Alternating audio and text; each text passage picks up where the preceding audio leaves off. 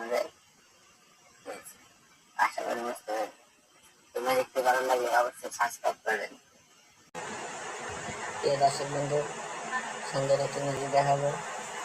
তো ম্যাজিকটি হলো একটি কয়েন।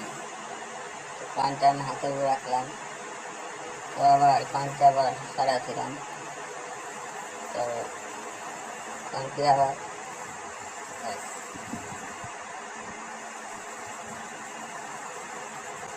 তো এটা কিভাবে করলাম, এই যে হাতে এই জায়গায় আমি একটা এভাবে রেখে দিচ্ছি, রেখে দিই